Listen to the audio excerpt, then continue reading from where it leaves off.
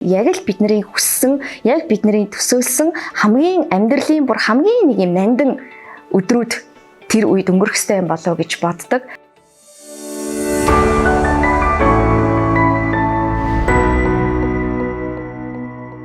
Сайн байцгаана уу? Намайг Цэнгэл гэдэг. Тэг хүмүүс яг намайг хөвчлэн жүжигчин гэдгээр нь илүү сайн мэддэг баха гэж бодож байна.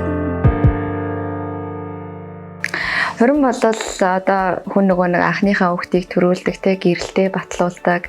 За тэгэл төгсөлтийн баяраа хийдэг гих мэтчлэн одоо хүний амьдралын давтагдшгүй нэгэн чухал зүйл гэж боддог. Тийм учраас ер нь бол нэлээх ач холбогдол өгдөг. Хормоо ихтэй ч гэсэндээ нэлээд сайн төлөвлөж байгаад хийн гэж боддог байгаа. Тэгээд одоо бол яг залуучууд маань учиргүй нөгөө нэг гэрлэлт батлуулж байхдаа давхцуулж хорин хийхээс илүүтэй одоо гэрэлтэй батлуулаад амьдрал нь үргэлжлээд хүүхдтэй болоод явж явах зураа нэлээд сайн төлөвлөж байгаа. За одоо бол бид хоёр одоо хорим хийе гэсэн үедээ бол хормыг амд найзуудтайгаа ах トゥ хамаатан садантайгаа дотныхоо хүмүүстэй маш тийм баяртай аз жаргалтайгаар тэмдэглэдэг болсон байна гэж би бол харсан.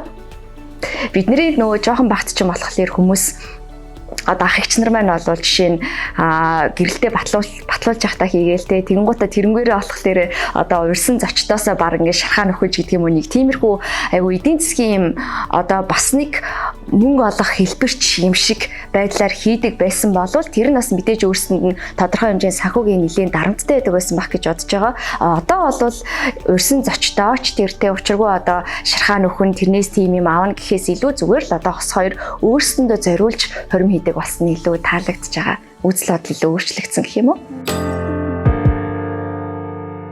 Манай нөхөр бид хоёр бол Facebook-ээр танилцчихсан. Тэгээ бид хоёр бол яг нөгөө яг анхны хайр гэвэл үгүй л ахaltaа яа. Тэгвэл бид хоёр чи одоо би хэддээс 25 6-тай манай нөхөр чинь 28 9-тэй байл бодоод үзэхэр чинь мэдээж айл нь одоо тий нөгөө анхны учрал анхны хайр гэдэгтэйгээ уулзраад ер нь одоо эсрэг хүснээ таниад мэдсэн тий тодорхой хэмжээнд бас яг өөрт нь ямар хүн илүү тохирох вэ гэдэг юм уу тэр талаар мэдсэн жоохон хөгшин байхдаа одоо учирсан гэх юм уу. Тэгээд яг мэдээж тийм ч гэсэндээ бид хоёрын хувьд бол маш их дурсамжтай сайхан зөвлөд байгаа. Яг л одоо нөгөө би бол тэгж боддгийг хүний одоо анхны учрал гэхээс илүү амьдралынхаа сүүлийн мөчийг хамтдаа туулах тэр хүн хамгийн илүү чухал байх гэж боддог. Тэгээ тийм учраас нөхөртөөгөө өнгөрүүлж байгаа бүх цаг хугацааг бол маш их үн цэнтэй дурсамжтай гэж үздэгэ. Тэгээд бүр хамгийн их дурсамжтай хэм бол мэдээж охиноо анх одоо төрүүлж исэн мөч манай нөхөр яг миний хажууд хамт ингээл зогсоол яг л миний мэдэрч байгааг өвдөлтийг мэдрэхгүй ч гэсэндээ хамт ингээ сэтгэл зүрхээр хамт байна гэдэг бол маш том дэм тус хайраа мэдрүүлж ирсэн үе байгаа. За тэгэл намайг бас өвчтэй байхад яг миний хажууд ингээл асраал тий. Яг л миний хэрэгтэй цаг хугацаанд надтай дандаа хамт байсан болохоор би одоо маш их тийм үн цэнтэй нандин хүн гэж боддог. Би яг дөнгөж ярилцлага хэлэхэд хэлсэн шүү дээ. Ямар ч байсан гэсэн би хормын одоо зочдтой бол ямар нэгэн байдлаар за би энэ хүмүүсээс ийм аавна гэдэг юм хүлээлт бол нэгдүгürt ерөөсөө үүсэхгүй. Яг л одоо би өөрөө ямар хүмүүсийг өрвөл тэнд яг өөрийнхөө аз жаргалтай бид хоёулаа ингээд маш тийм аз жаргалтайгаар нэг өдрийг хизээч амьдралд маань одоо мартагдахгүй нэг дурсамжийг бүтээх вэ гэдгээ маш их бодолцсон гэж боддог. Тэгээ уусаа бид хоорондоо ярилцдаг л да. Ер нь ихвчлэн дотны найзууд дундаа яг ингээд ах トゥ хамаатан садан гэхээс илүү одоо аав ээжигээ те яг л одоо тэнд байх ёстой хүмүүс тэнд бүгд ингээд зогсож явах болно гэж боддог. Тэгээд дээрэс нь хормоо одоо хүмүүс ингэдэг штэ нөхөртөөгөө цуг яваал ингээл дресс нэрээ сонгоод даашинцаа сонгоод хамтдаа ингээл баг би яаж нүрээ бодолгоо явах гэж нөхөртөөгөө ярилцаад идэг. Гэтэл манай нөхөр бол би ч тэр үед одоо чи намайг яг анх харж байгаа. Би бас чамайг яг анх харж байгаа. Би ерөөсөө чиний юу өмсөхийг мэдэхгүй, ямар одоо мейкап хийхийг мэдэхгүй, үсээ яаж янзлахыг мэдэхгүй. Зүгээр л бүх юм ингээд тэр өдөр амар гоё ингээд гинтийн байгаасай тий. Яг л жинхнээсээ ингээд одоо нэг юм биедээ бэлэг болж ирж байгаа юм шиг тийм байдлаар гоё өөрөөсөө юмаа бэлдэж хагаад яг уулзвал гоё гэдэг ч юм уу.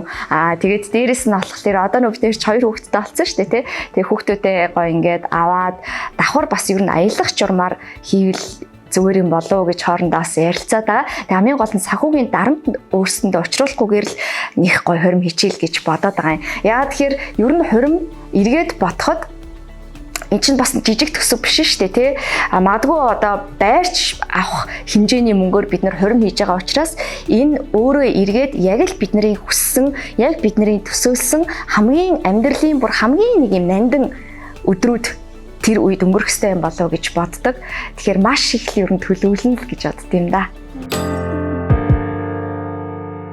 Яг тэгэл одоо бол учиргүй юу гэдгийг нэг нэгэндээ амар гой сайхан харагдах эсвэл одоо хоёлаа ингээл хойлохна цагийг өнгөрүүлэхээс илүүтэйгээр магадгүй илүү тулж ярилцах. Тэр одоо битэрийн болвол яг хайрын хил бол илүү ярилцах юм шиг байна гэж би бол боддیں۔ Учиргүй нөгөө өндөр тооноор би бинтийг бас ярилцаад байдаг хүмүүс биш болохоор одоо маргалцсан ч гэсэндээ дараа нь за яг одоо өөдөөдөөс харж сууж агаад юу нь буруу байсан, юу нь зөв байсан, яагаад ийм юм боловч гэдэг юм уу. Эсвэл ямар нэгэн сайхан зүйл тохиолдоход айгүй сайхан байлаа те инглитэй гэл ингээл ер нь аль болохоор байгаа цаг хугацаагаа ихэвчлэн ярьж өнгөрүүлэхийг илүү үздэг. Тэгээ тэр маань илүү магадгүй одоо нэгээ хүлээцтэй сонсож хайрынхаа хилийг хайрынхаа одоо энэ хэм хэмжээг бас унтраахгүй бадраад юм болоо гэж бодчих. Ер нь бол гэхдээ хүн болгоны үзэл бодол өөр ахaltaа заавал одоо яг нар шиг хурмаа ингэж боддгоо хүн байж болно. Тэнд одоо яг хэрэгтэй зүйлдээ л хөрөнгө оруулна гэж боддог хүмүүс байгаа шүү дээ. Тэгэхээр энэ бүх бодол чинь би бол зөв гэж хэлмээр байна. Хүн ер нь өөрөө би энэ зүйлд тодорхой төсөв зарцуулах хэрэгтэй, тодорхой сэтгэл зарцуулах хэрэгтэй, тий тодорхой цаг хугацаа зарцуулах хэрэгтэй гэж ивэл яг хэрэгтэй зүйлдээ л ер нь одоо зээл авах, тий хөрөнгө оруулах ийм одоо чухал шийдвэрээ гаргаж байгаарай гэж хэлмээр байна. Яагаад гэвэл та энэ зүйлийг хийснийхаа дараа гол нь харамсах ёсгүй учраас харамсгааргүй яг хэрэгтэй зүйлдээ л хөрөнгө оруулаарай, хэрэгтэй зүйлдээ одоо бас зээл авч байгаарай гэж хэлмээр байна.